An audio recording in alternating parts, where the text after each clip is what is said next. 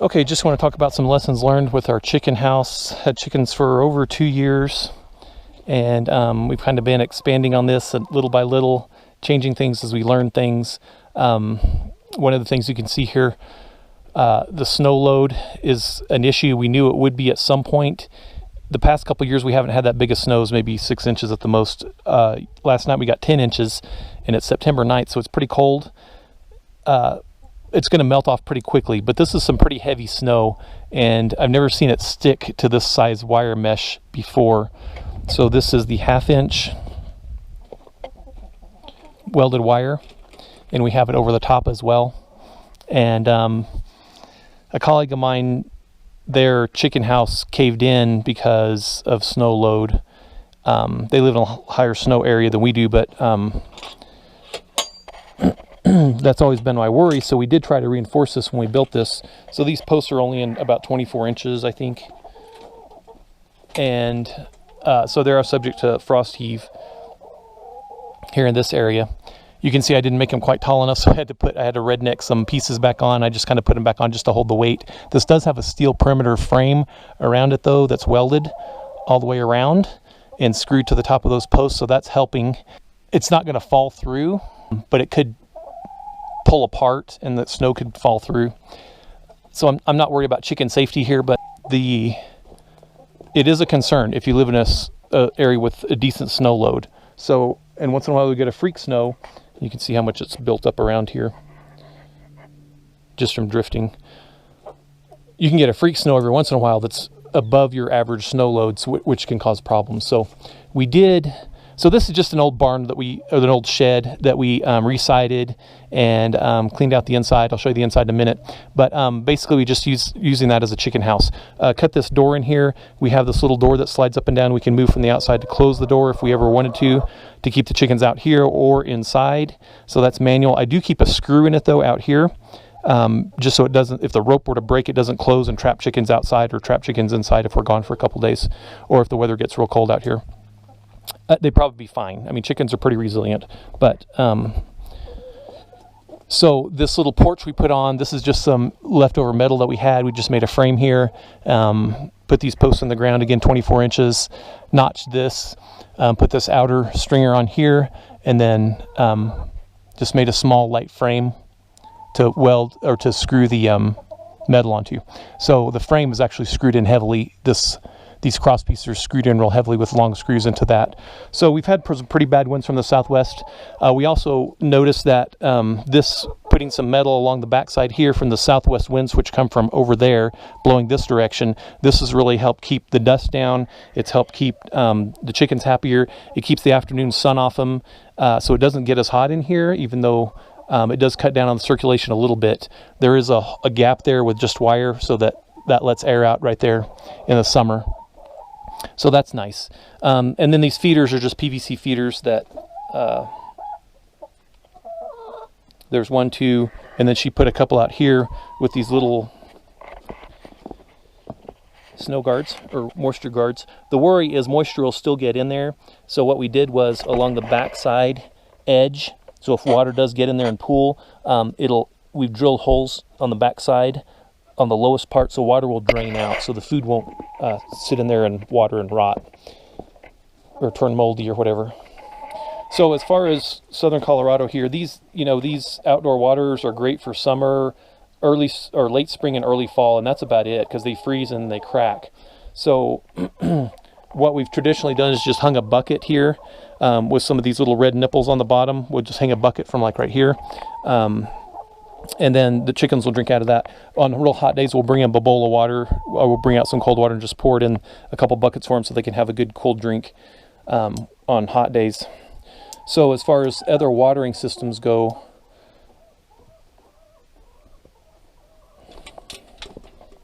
we've tried to automate this as much as possible. If we lived in an area that didn't freeze, this would be perfect.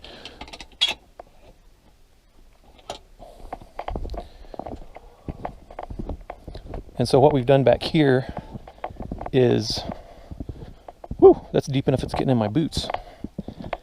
I just built a frame here. I built a wooden frame that's just a box, and inside of here is Would have been better to show you this in the summer, huh? So we can get this up in the air here. Holy cow! Okay, so that just lifts up. You can see I just put a couple light hinges back there. I'm not going to try to lift up all the way, but this is a plastic drum that was not food grade, but it didn't have pesticides or herbicides or anything like that in it. Put a little spigot on the bottom. I can't remember where it is. There it is. And attach just a water hose to it. That water hose circles around, and this is really just to keep the wind from blowing it, catching it and blowing it up. Circles around, comes out the bottom. I've got a drain valve there, so when winter comes, I'm going to open that, just hook a hose up to it, and then let it drain off out into the yard. And water hose doesn't always freeze and expand and crack, so but it does go up inside there. So the worry is, at what time of year do I turn this off and drain it so that everything doesn't freeze and crack? But that is nice because we fill that up. It stays cool. It's in a dark container that's plastic, so it stays very dark inside, as well as being in this dark enclosure. So it doesn't get very hot, obviously. What does get warm on very hot days, though, is the water that comes out here, because it's just not flowing very fast. Obviously, when the chickens are drinking, it's just barely dripping. So it doesn't get as cold where the chickens are drinking it, but it does stay very cold in there, and it doesn't grow mold because it's dark. So it's not going to grow any, what am I trying to say? Moss, mildew, mold. Well, I'm out here and I'm thinking about it. These little things right here, these are rabbit fence. Found them at Tractor Supply or Big R, I can't remember.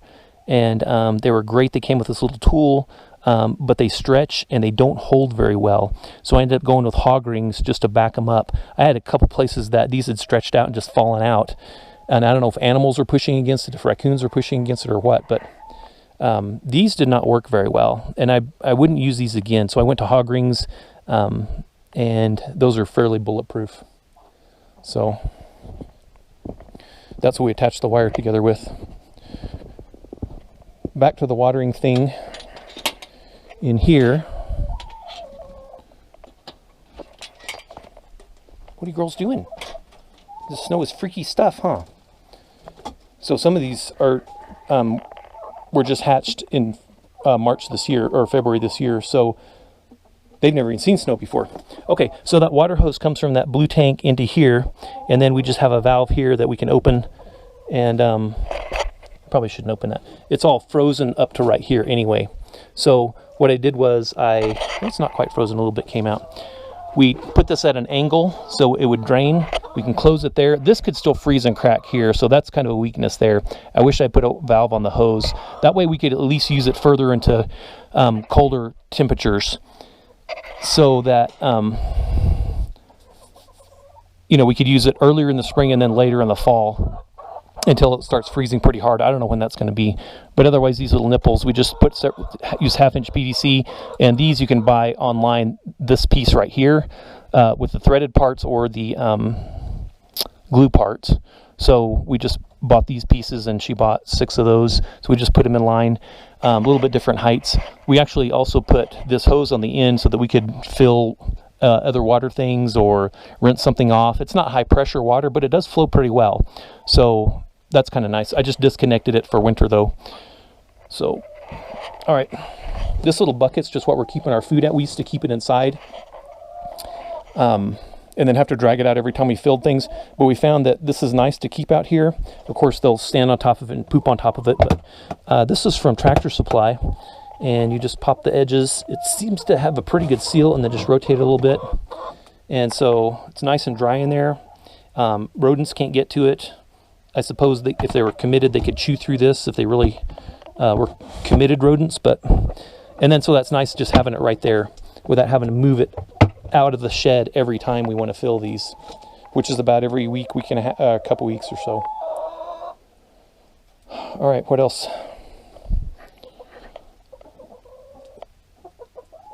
I've been trying to figure out a way to use the artesian flow that we have here to run a pipe over from our wellhead that has artesian flow, and just have a little bit of a drip system that kind of barely flows a little trough through here and then drains out the other side and goes off to the trees or something. And I may do that someday.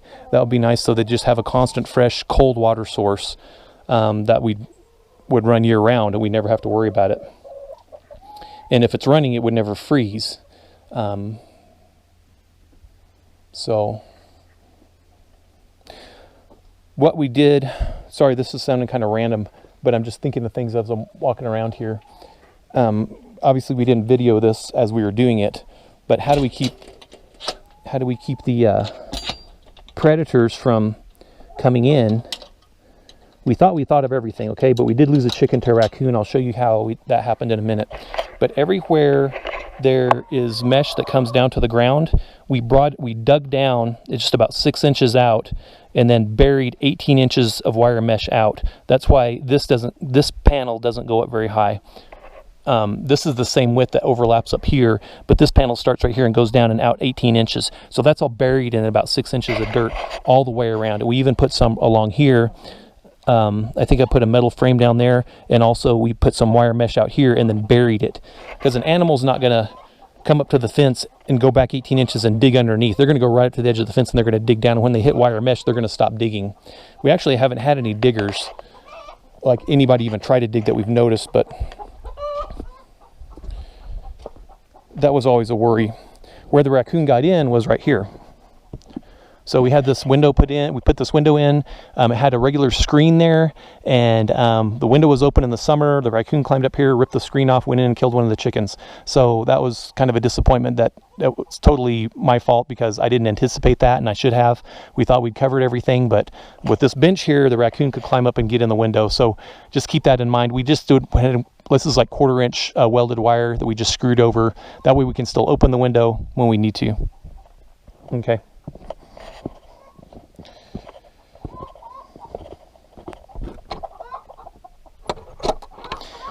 Inside the chicken house here, are y'all busy?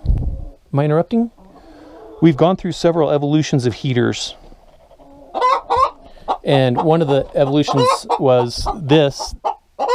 These worked pretty well, but they didn't like warm it hardly at all for the amount of electricity that they use.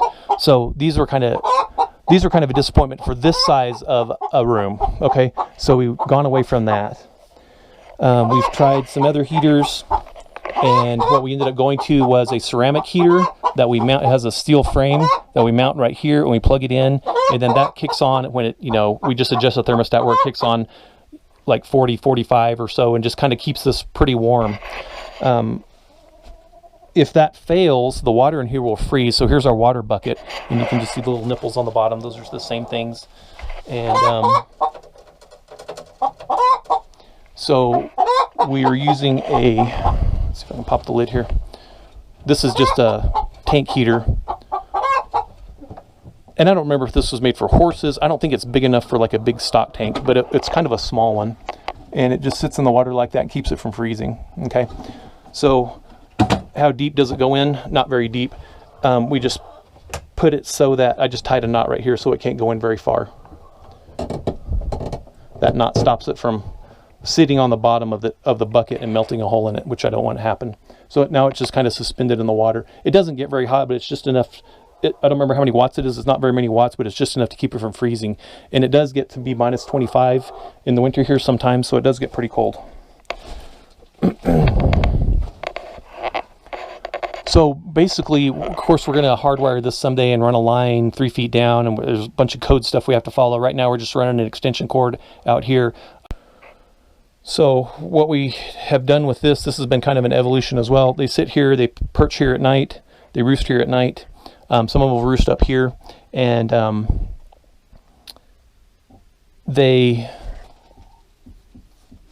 there's 6 of these that they can go lay in. For some reason, they like 3 of them, and they'll all lay in the same 3, and they have to be in. You can see there's 2 chickens in there right now.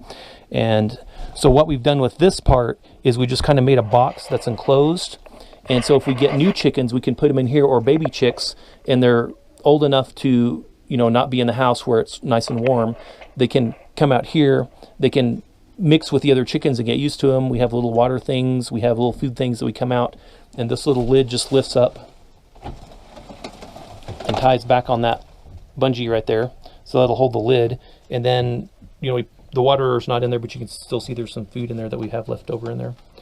And then the baby chicks can go in there and kind of mix with the adults, and they kind of get used to each other. And then we'll open this door, which is just barely big enough for the little chickens to go in, but too big for the big chickens to go in. So the little ones can go in and out as they need to, as they get more comfortable, and they'll come out and walk around. But when they don't feel unsafe, they can run back inside there and get away from the bigger chickens. Okay. And there's the little doorway. What Dawn does is she'll staple a piece of material like that's split right here, that's real heavy, that kind of overlaps themselves. So they'll have 3 or 4 hanging down, and then they'll have several overlapping those, and that helps seal. That's just another seal to keep cold air from coming in. This right here is a turbine vent, and it's just a hole right here in the ceiling, goes through the insulation through and then out the top, and we just put a 2-inch insulation. I filled it with insulation, the hole, and then I put this insulation board over it and then just screwed it to the ceiling, and that keeps the heat from leaking out. So we keep the windows shut, and we'll also pull the drapes in the winter, and that'll help kind of keep the heat contained in here. So it does stay pretty warm. It's not an earthship, which we'd like to build an earthship chicken ship, which we'd never have to heat or cool, and they could just go out and go in.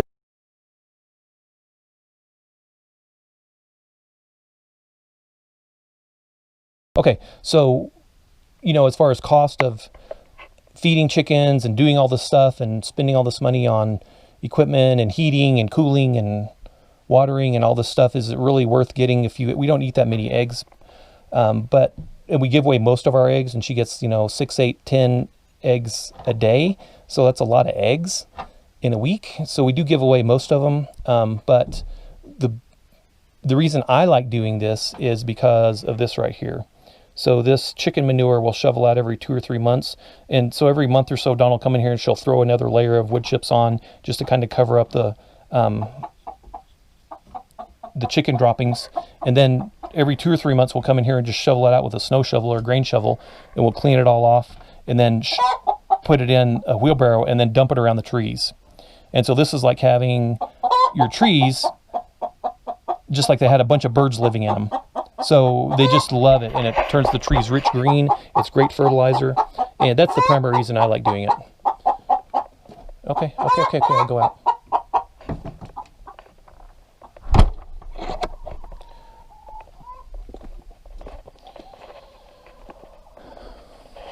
All right.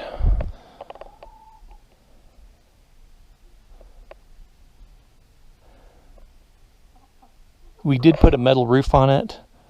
It was just, you know, like $60 in metal. It had a shingle roof on it. We just went ahead and put a metal roof and screwed it down, and that's going to be keep it from ever deteriorating. So that should last. It should help this little building last a long time. So this steel gate, I just welded up with some angle, and as far as drilling holes, I could have drilled a bunch of holes with a drill and used a bunch of bits, but I just used the plasma cutter and just pierced a couple little holes. You can see what they look like. They're not drilled holes, but they're just big enough to put the wire through. And so that's what attaches the wire here. As far as attaching, that staple's kind of loose, isn't it? Look at that. We better put that back. That might be life-saving and hold. Keep my chickens from getting attacked by some predator. Okay, so some of those staples are coming out, but this is just a 1/4-inch crown stapler. You can see that's holding the rest of these in. It's going to take a little maintenance because there is some movement. If we lean against it, or I should probably come back and redo that a little bit.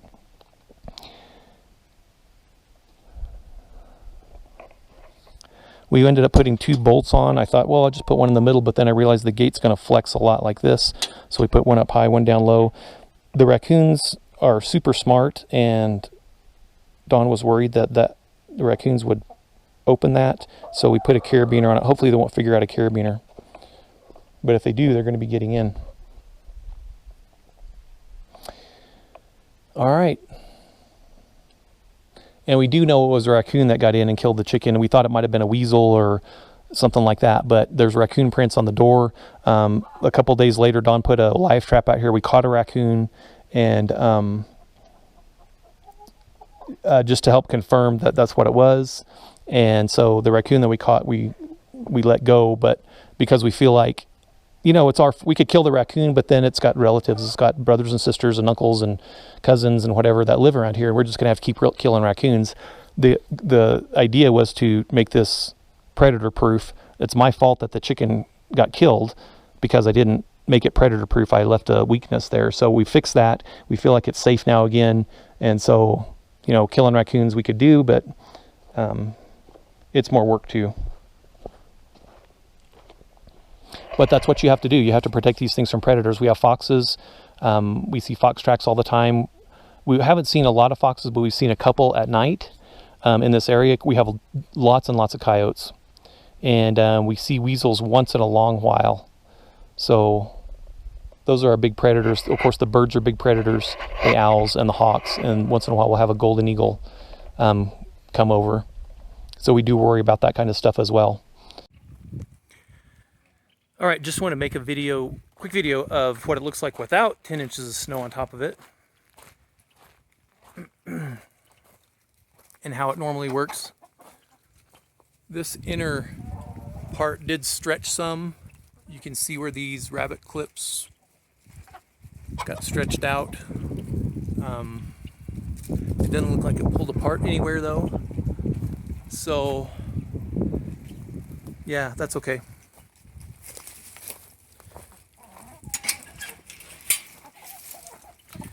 So this is how we originally designed this little gate here so that we could close it and close the chickens in and keep the heat in. Heat really doesn't come out this low down. The chickens roost up about this level up here, so they're not down here. So the heat that gets trapped up here, that's where they roost. So this little cord, the little screw that we put in there just kind of keeps that up. We almost never use this thing. So we talked about the feeders, we talked about the waterers.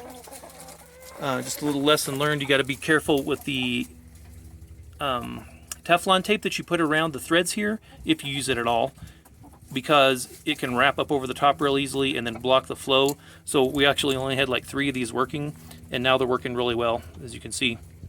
So, okay, so this is the tank back here, the tall tank. It flows through here. We keep that valve open. We keep this one closed. And if we want to, we can connect this hose to it where we can, okay, fill up a pail or whatever. Okay, cool. Little sandbox here. Of course, they scratch the wood chips into it all the time, but we can add sand to it pretty easily. And they kind of like to scratch around in that sometimes.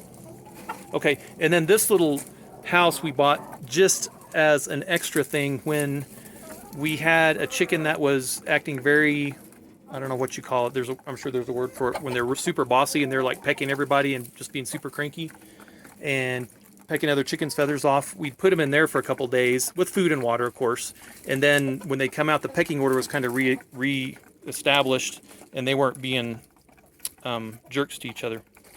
Those mealworms are so good, aren't they? Okay, what else in here?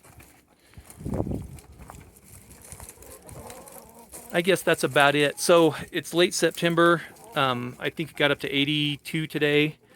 It's still, you know, pretty warm, but this back wall here that we put up, this metal, really helps to block this evening sun that's coming through. It keeps it nice and cool in here. Also, I thought this water would get hotter in these because the water just sits here, and in the summer, just the morning sun hits this, so by noon and afternoon it's still pretty cool, and I can put my finger in there. It's definitely cooler than my finger. So just shading this, I think, was the answer. That'll help keep the water cool, even though there's not much water flowing through it. Okay.